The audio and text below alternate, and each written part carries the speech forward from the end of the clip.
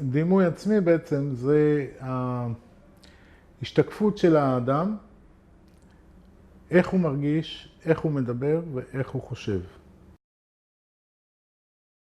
הבסיס הוא המסרים שהסביבה האקולוגית הקרובה ביותר, המשפחתית והמחנכים, נתנו לנו. זה הבסיס שלי. על פי זה אני פועל. לך שאנחנו מתבגרים, אנחנו פועלים לפי זה.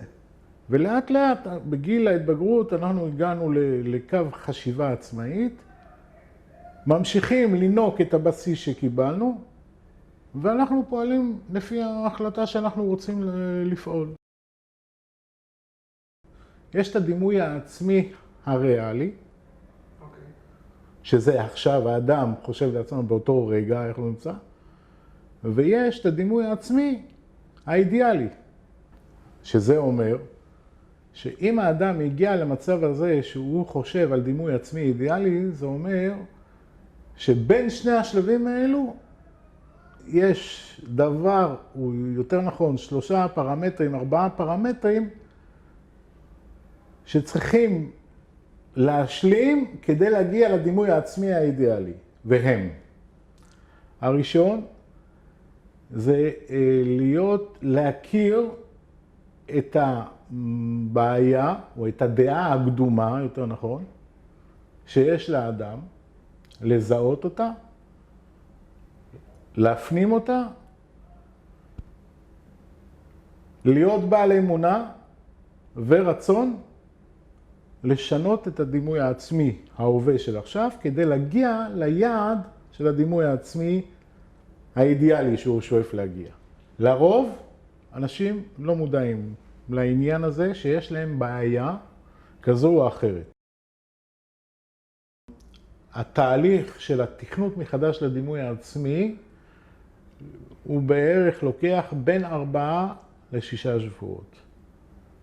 זה הפרק זמן, אבל זה מותנה בהמון המון תרגול וזמן ומטרה להגיע, רצון להגיע. אם כי הרצון הוא לא מספיק. המוח שלנו מחולק לשני חלקים. יש את המוח המודע, שהוא סך הכל מהווה רק 5% מקיבולת המוח, ויש את התת מודע שזה 95%.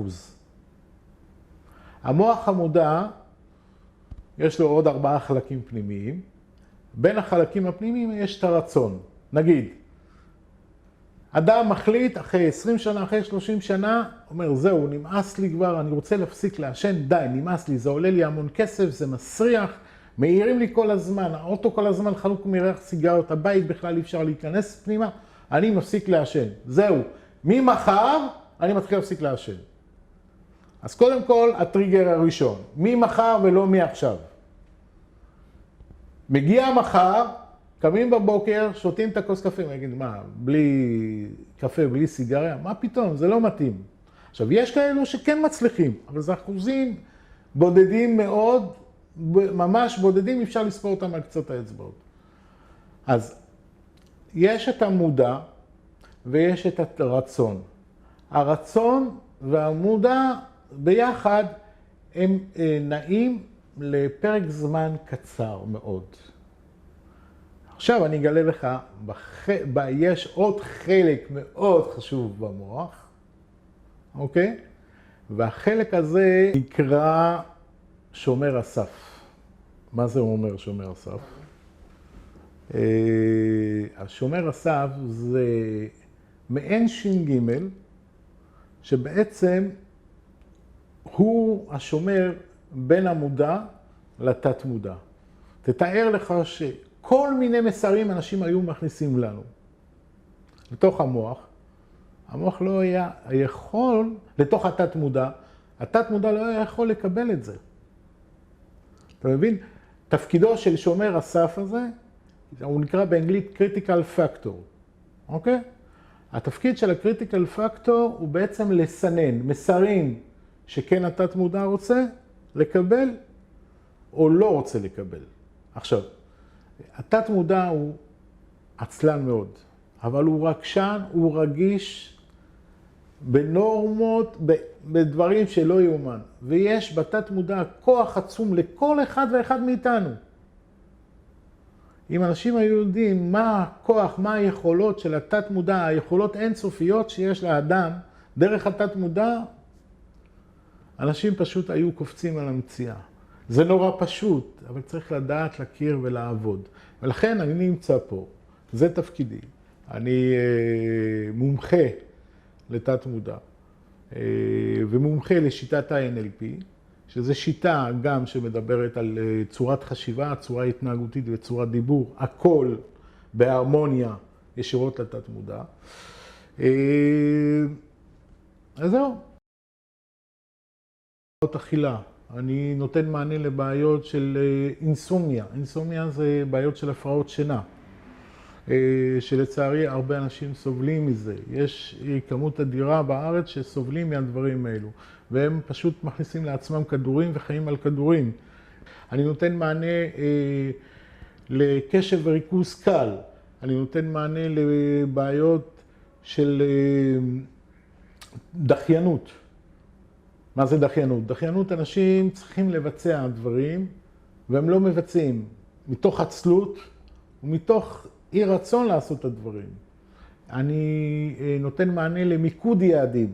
אנשים רוצים להגיע ליעדים, אבל אין להם את הכוח לבד. הם צריכים את הטריגר, את המוטיבציה לבוא ולתת. אני נותן מענה לבעיות של שברון לב. המון בעיות אני נותן מענה, ואני נהנה ואני אוהב את מה שאני עושה. כי הצלחתם, זו ההצלחה שלי קודם כל, אבל זה ממלא אותי אנרגיה. אני מאמין שבורא עולם, בחלק מהמתנות האינסופיות שנתן לנו כגון התת מודע, אבל גם כוח הנתינה. אני באופן אישי מאמין שכוח הנתינה מתוך אהבה ניתנה ליחידי סגולה. ואני זה כל כך ממלא את הנשמה שלי באנרגיה שאני נותן למישהו שהוא אמר לי תודה רבה איציק.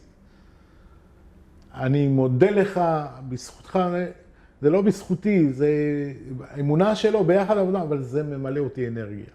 ובשבילי זה שווה כל דבר.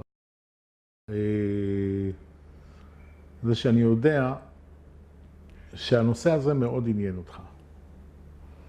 ואני קורא, מזמין אותך. אל תשאיר את המסר הזה פתוח. כמובן שהמסר הזה גם מתייחס לאנשים. זהו לבינתיים. איפה נרשמים? בסרטון, מתחת לסרטון יופיע בנר עם פרטי ההתקשרות שלי. אתה מוזמן, וכולם מוזמנים ליצור איתי קשר, ואני אשמח מאוד לפתור לכם את הבעיה.